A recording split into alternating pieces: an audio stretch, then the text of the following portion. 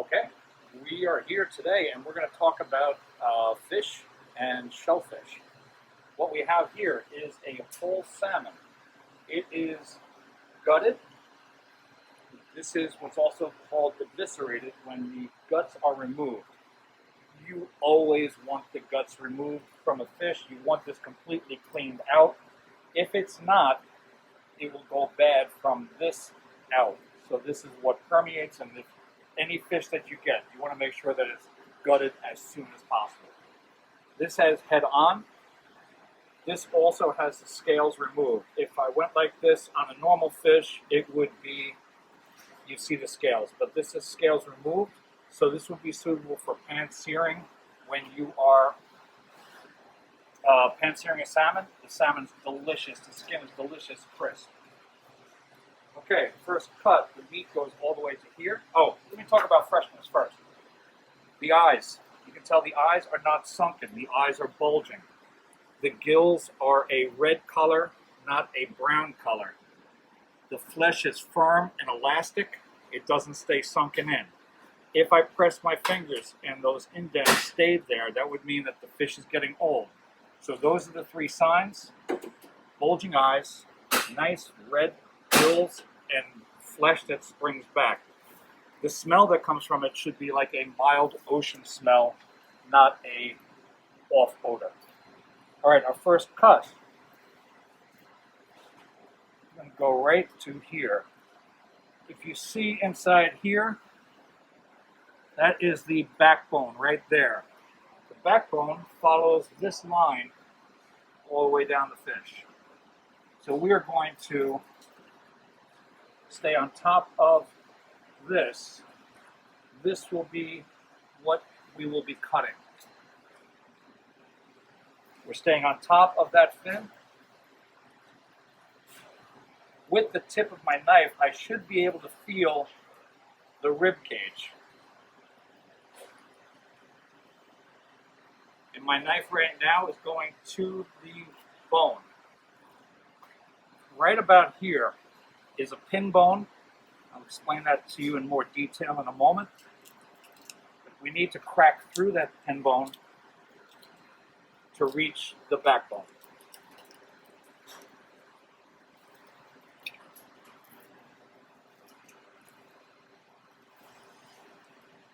Now I'm going to work this side first.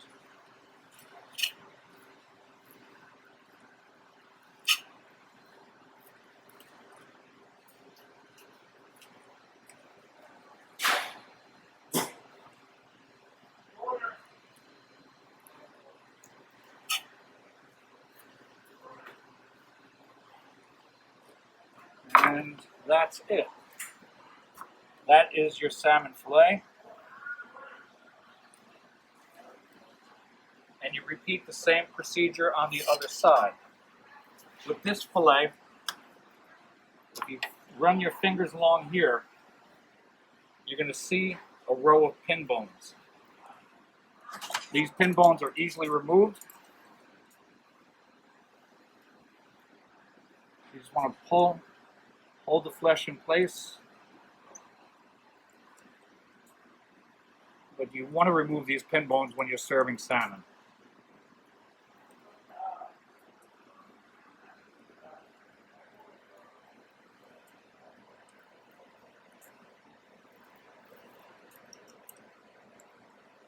Not exactly. Okay.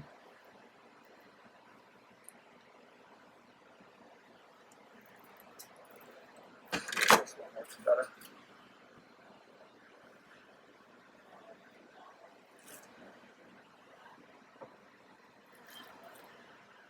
And that works better.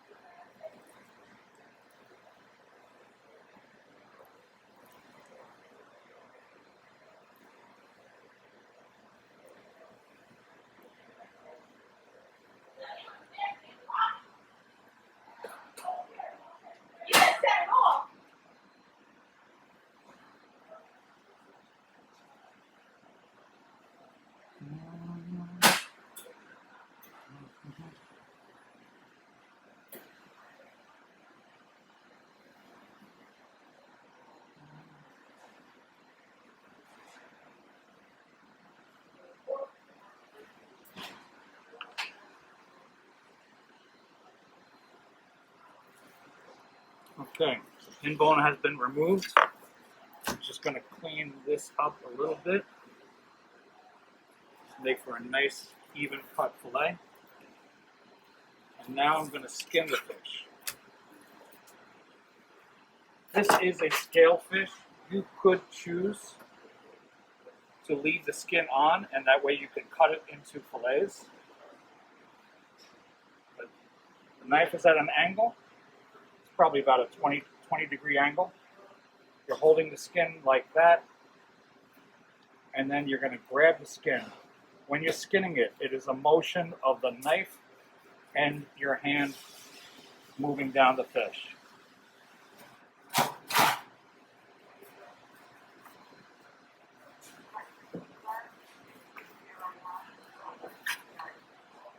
And there you have it. There's the salmon skin.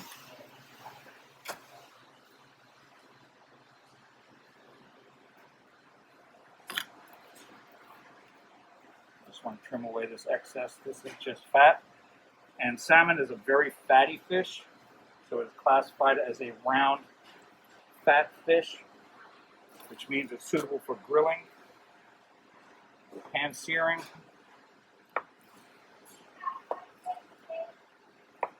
We're making about a 6-ounce portion.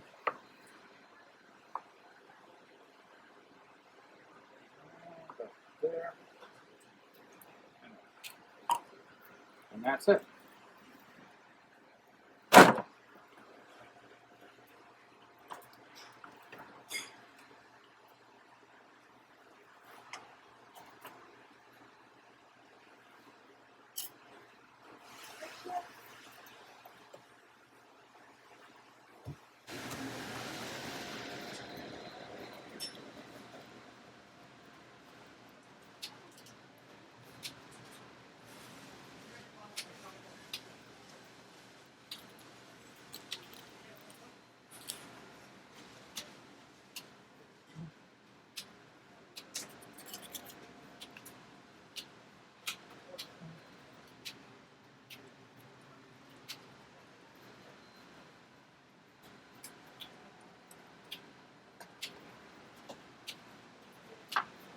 Okay, that's not so bad. Salmon bones sadly do not make for a good fish stock. It's far too fatty. But if this was a white fish, flounder, sole, flute, striped bass, if it was a white firm flesh fish, this would make excellent stock. But this is going to go.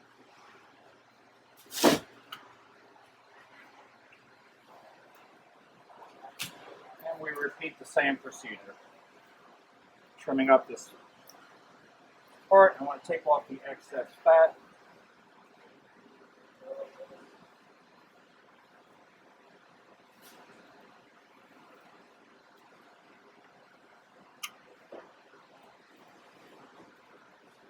Now, one of the determining factors, how you buy your fish, one of the factors will be, do you have the staff that knows how to do it?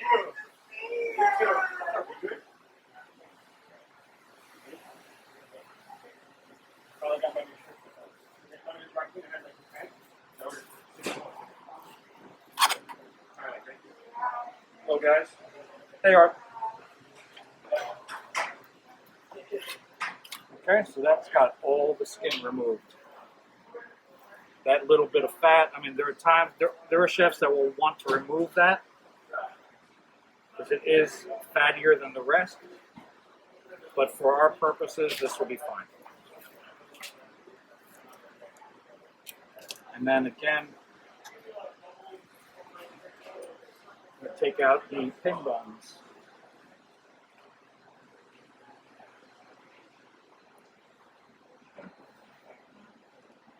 Pin bones come out much easier when you take the skin off. I forgot that.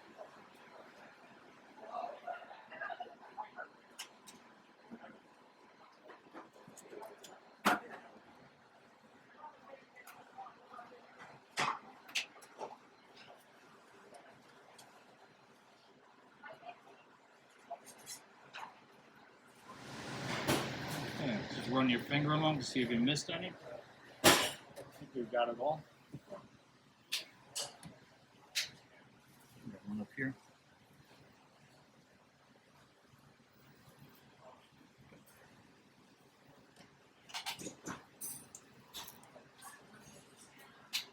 Okay. Why don't we say, let's cut this one into scallopini.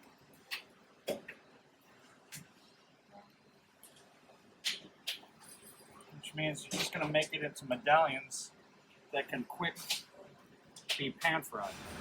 From these scallopinis, we're going to be making a potato crusted cod.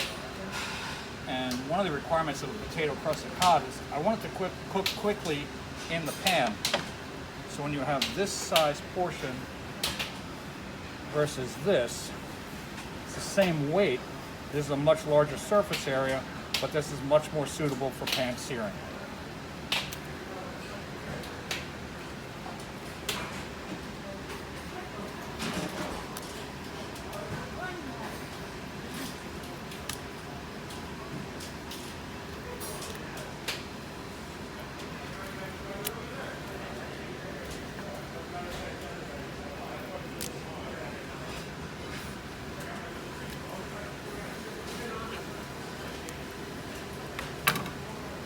Okay.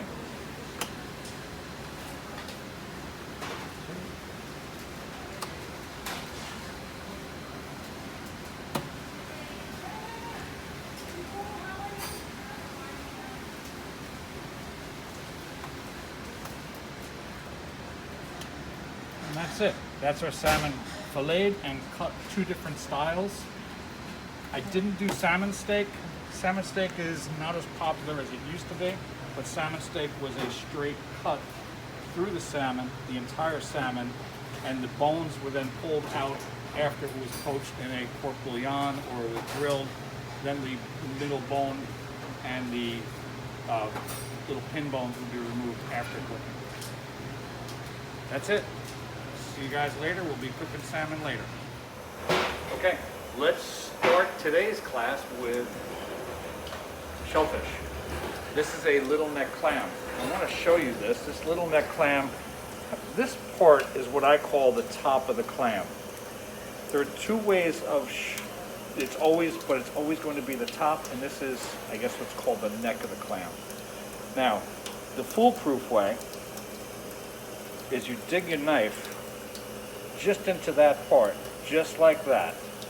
Then, with your hand, you force that down. Right here is a muscle, and right here. So we've cracked that muscle, and I just want to pop that, take my knife, and skim along the top, and right here, I'm hitting the other muscle.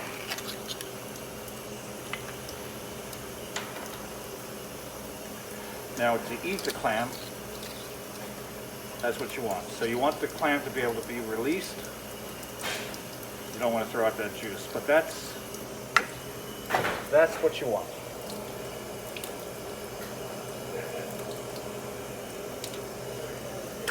When you get better at it, you can go in without going through the top. And again, the important part is that the user is able to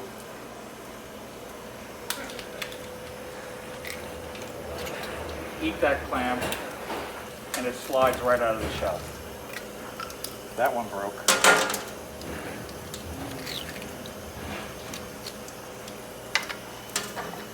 All right, let's move along.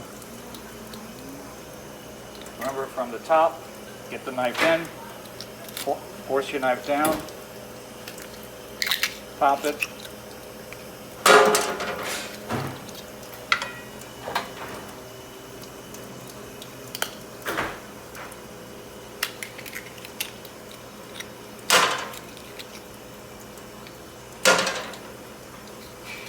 Cut my thumb. Don't show that.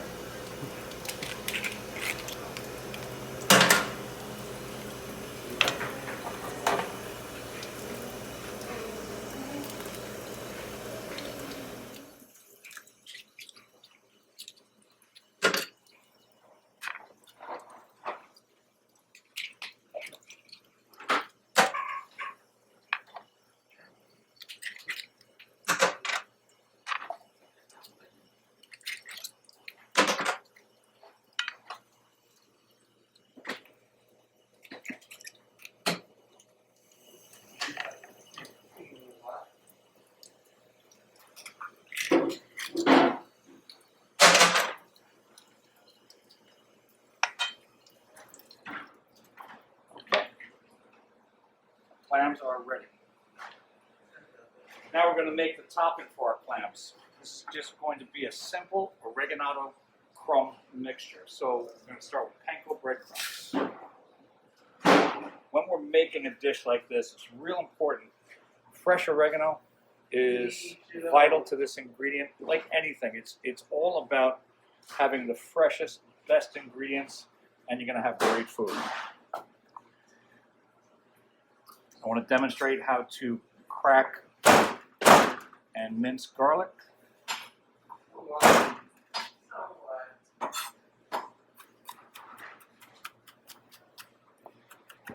Get all that flavor out of that garlic. This is going to be raw garlic in.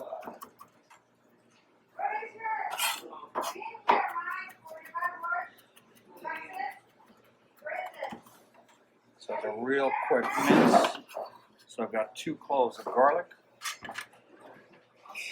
lemon juice, the fresh oregano,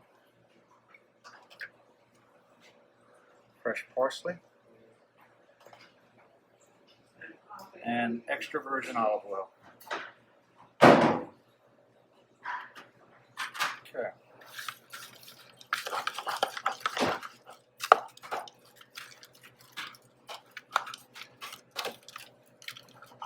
And you want a nice wet breadcrumb. I'm going to put a little bit of salt, not much.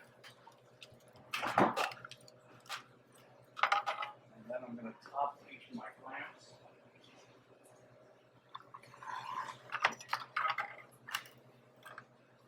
With this bread. Now it's important that you don't pack it in. It's going to turn into that fat, that olive oil is going to make this brown up really nicely.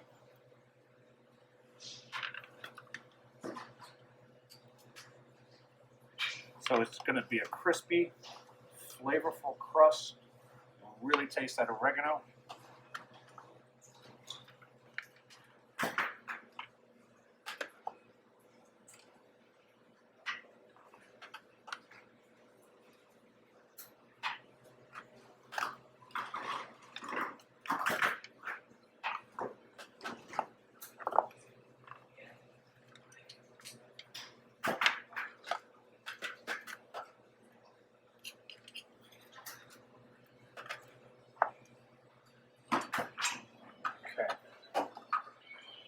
Now, just kind of put a little bit of cheese on here.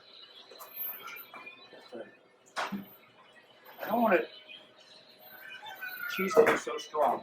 I don't want the cheese to be overwhelming at all, but I just wanted to add a layer of the brownness and the crispness when this cooks in the oven. And on top of that, I'm going to put a little pat of butter on top of each one.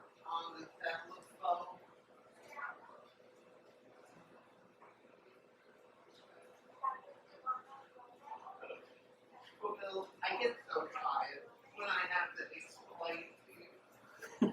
You're so far away from me.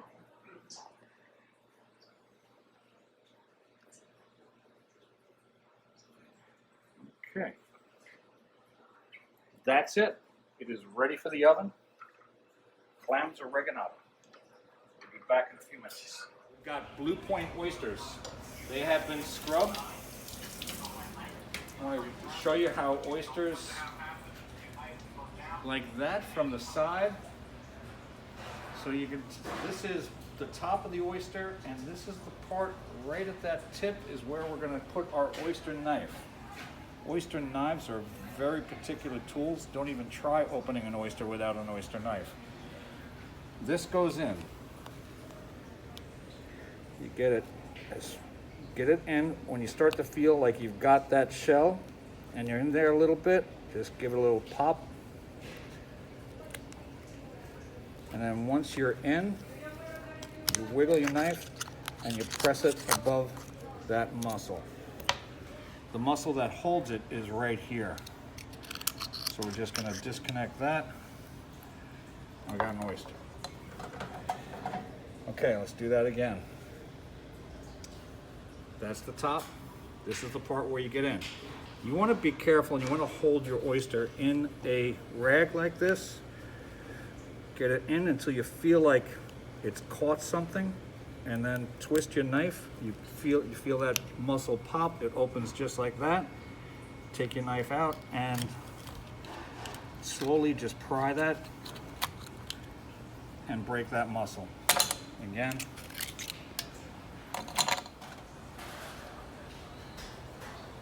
Okay, we've got our shucked oysters. Just to make sure when you're putting them in, we're going to soak these in buttermilk. Just make sure when you're putting them in, you don't have bits of shell, which can happen. We should have 12 nice sized oysters.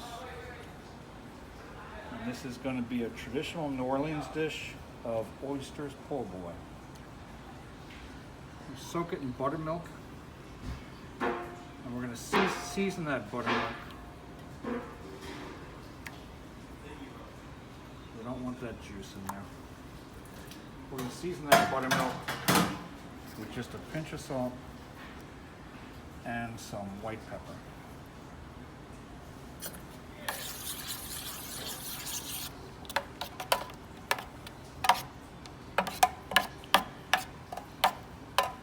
Okay, our crust to fry this is going to be a ratio of 1:1 cornmeal to flour. We're going to season it with about a half a teaspoon of cayenne pepper, and again just 2 pinches of salt. We're just going to mix that.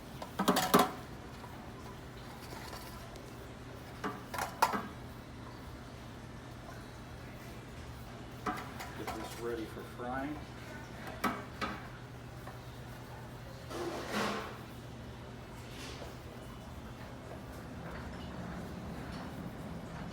Okay.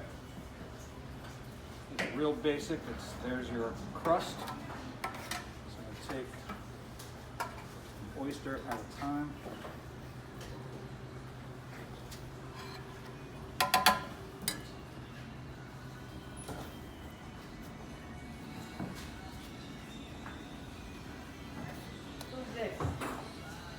Do a nice generous coating on there.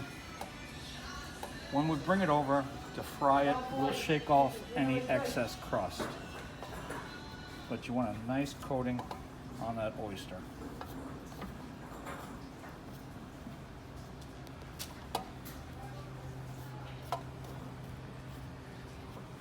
All different types of ways you can season this. When you think about frying seafood, any combination of from the corn crust, from rice flour to regular all-purpose flour, the cornmeal, and then seasonings is going to add to that flavor that you're going to develop.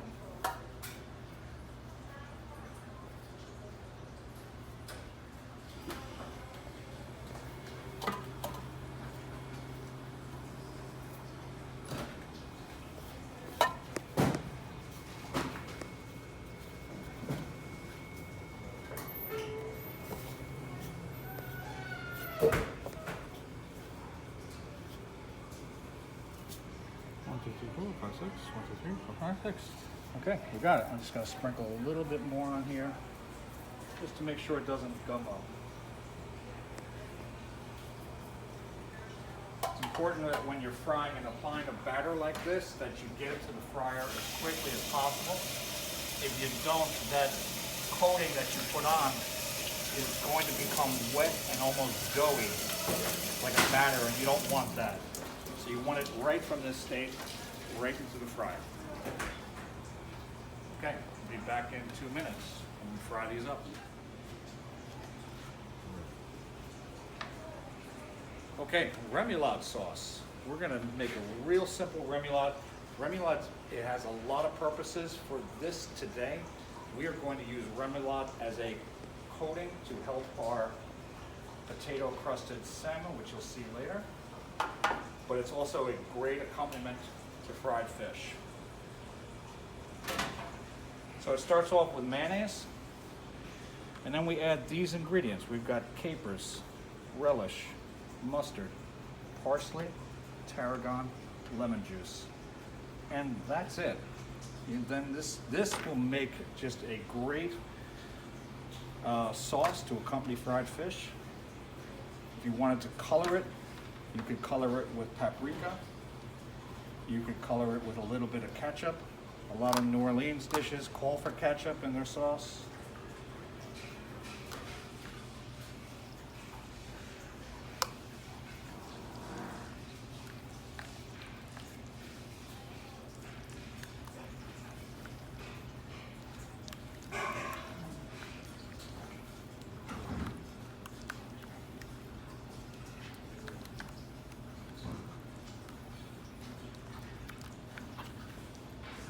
Okay, that's what you want.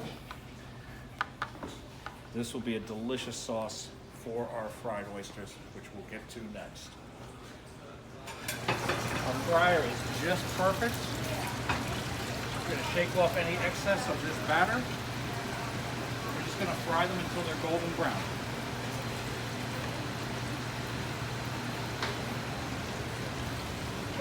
Be careful when you're dipping it in the oil, just make sure that there's no splash. Bring it down as close as you can so you don't get a splash.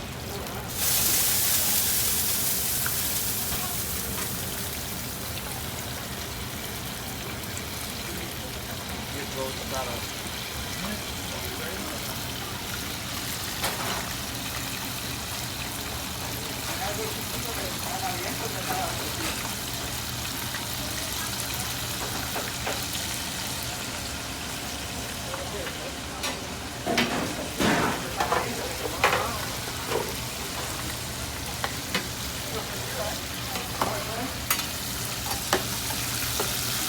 Oh my God.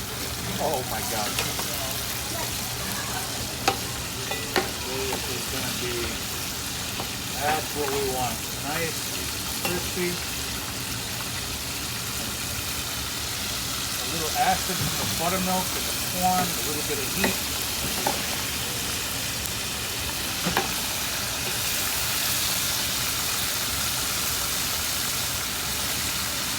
Like whenever you fry seafood, you really have to be careful of overcooking it.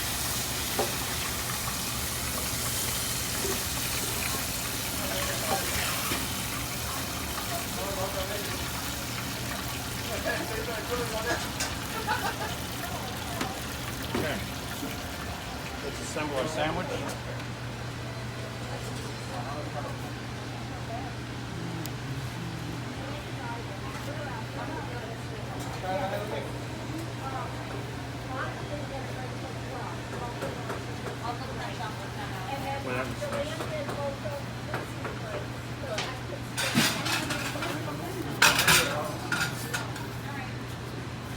Okay, we're going to give a good slathering of our remoulade.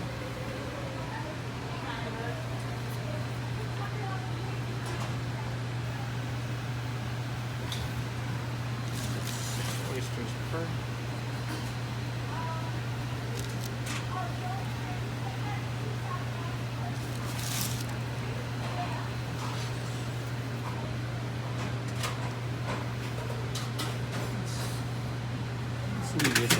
Leave this open face. I like the way it looks.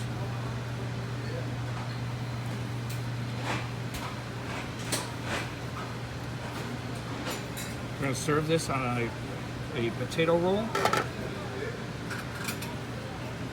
Nice soft roll, remoulade, arugula, and nice beefsteak tomatoes. We're going to serve this with a lemon wedge.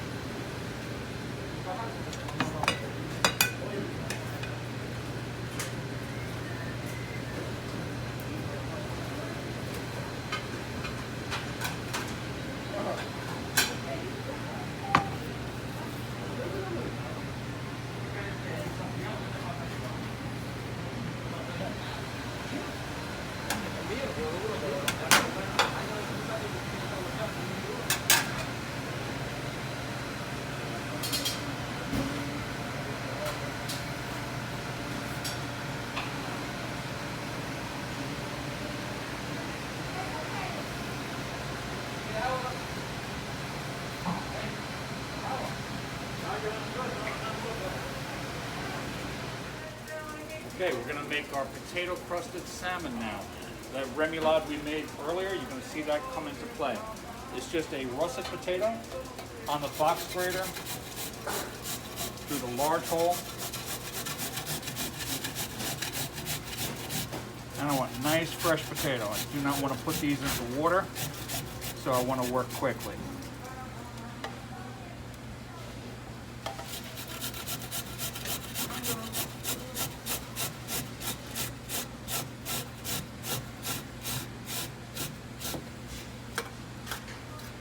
Okay, that's enough potato.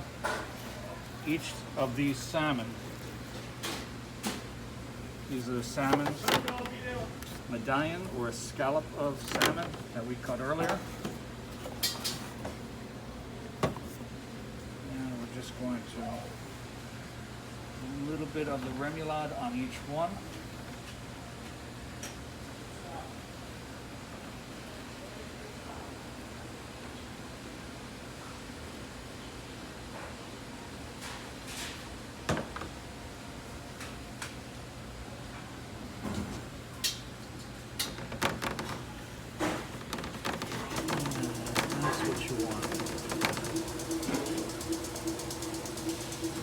Potato is going to stick the starch from the potato. We're going to fry this up. It's going to serve as a crispy topping for our salmon dish.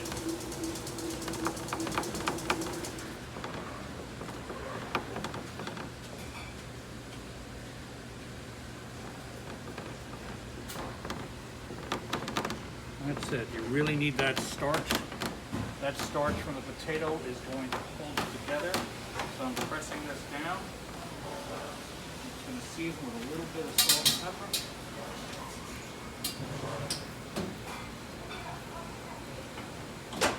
That remoulade is going to serve as a seasoning.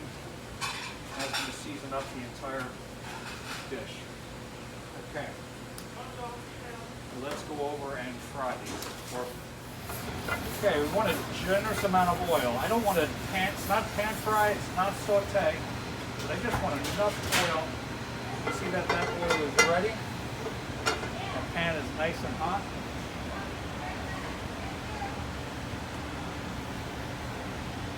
The potato is going to be presentation side down.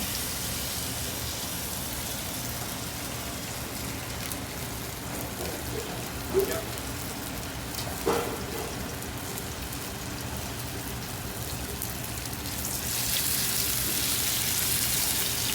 Let that sit.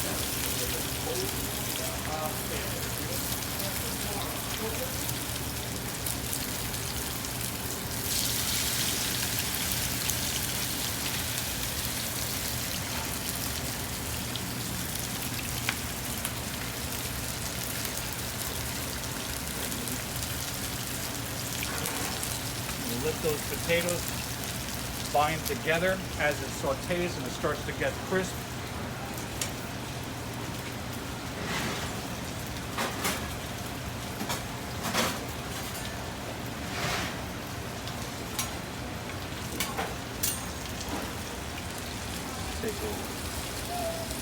Not quite yet. Don't want to rush it.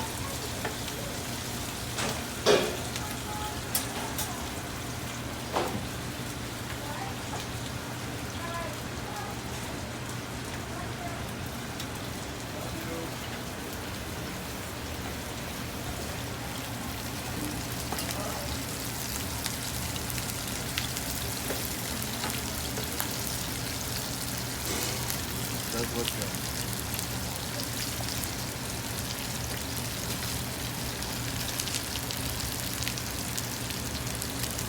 If you turn it too soon, the potato will not bind to each other and it will flake right off. Again, like when you saute, you're going to see these done as it starts to cook around the salmon. You're looking for more of a circle around the salmon completely.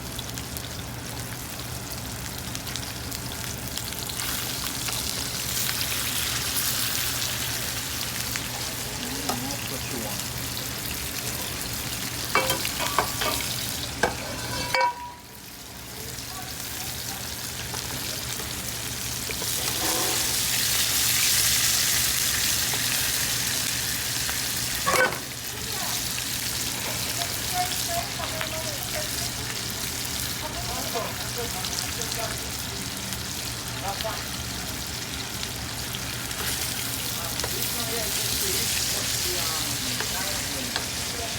one more to put in. No, I got it right here, but that's the way down.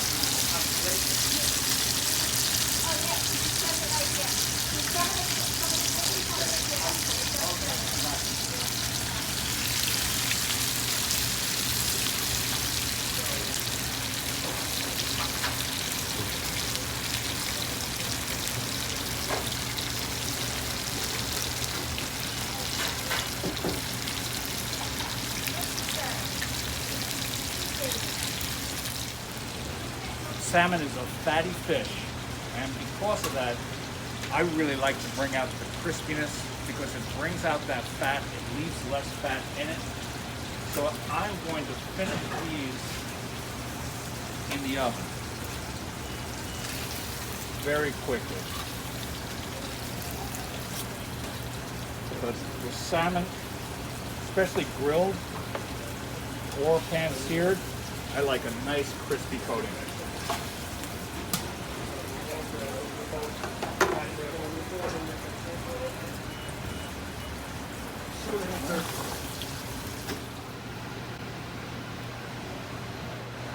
Okay, we're going to make Thai curry mussels now. Mussels are shellfish. They're almost never eaten raw. These have been scrubbed and bearded. On this side of the mussel, you'll always get this tiny little beard that comes out. You just got to make sure that you pull them off. So all of the mussels need to be scrubbed and bearded. The mussel juice, once it comes out, it's going to add real flavor. So I'm starting with some real simple ingredients. I've got some ginger and garlic.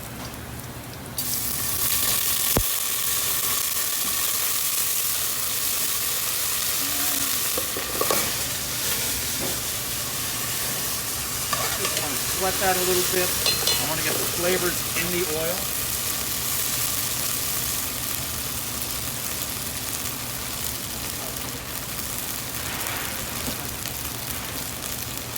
I'm going to add the curry paste and stir that around. Thai curry paste, red curry paste. A little bit goes a long way. I know you can't smell it, but oh my God, does this smell good.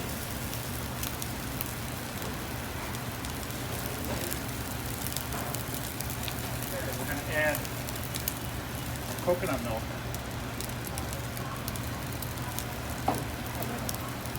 Fish sauce.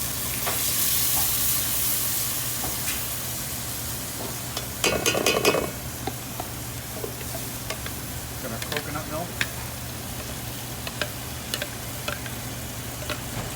And for curry, ginger, garlic, coconut milk. Really all you need.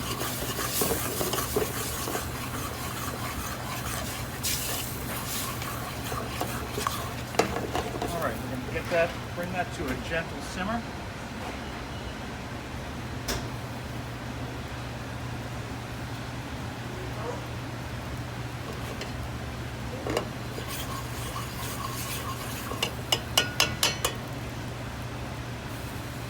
Whisk that.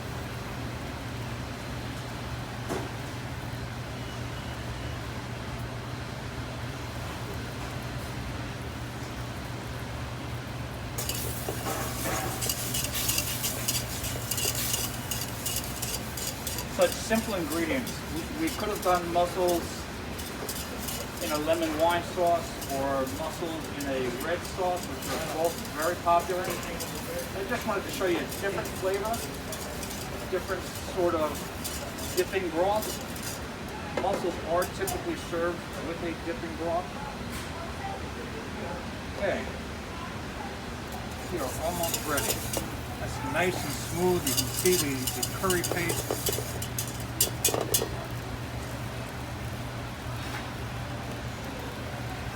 I'm going to add 2 tablespoons of lime juice.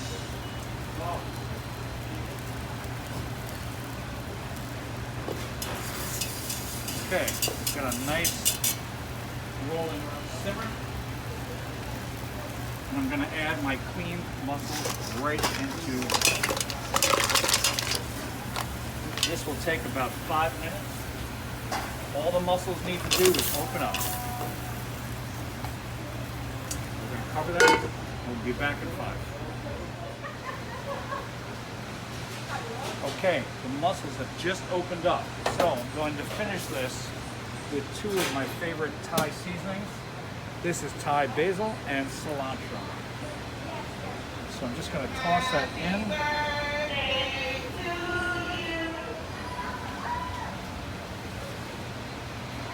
Okay, the herbs have been in. You want about 30 seconds for the herbs. Herbs, usually I will put them in at the end because they are aromatic and you get that smell that comes off of it. This is Thai basil. When you're cooking Thai food, it makes a huge difference. So look for it, buy it, it's worthwhile. This is ready to serve. All right, looks good, right?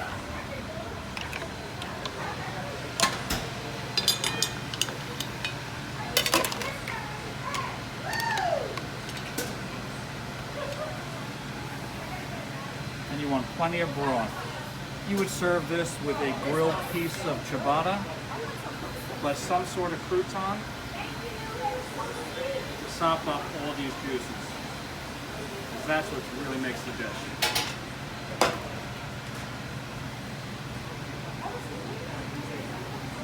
We're going to finish it with a little bit of chive. And that's that.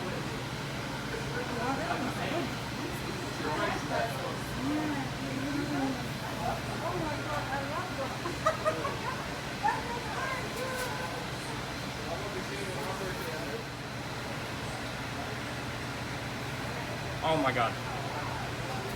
Oh my God. Oh my God. All right. Let's try a mussel.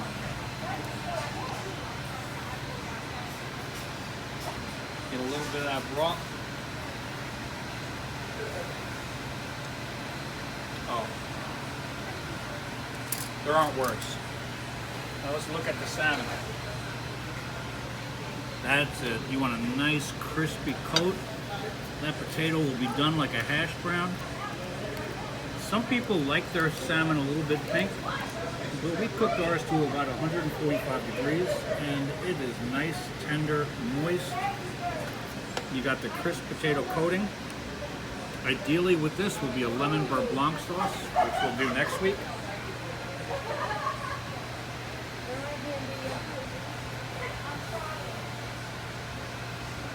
Delicious.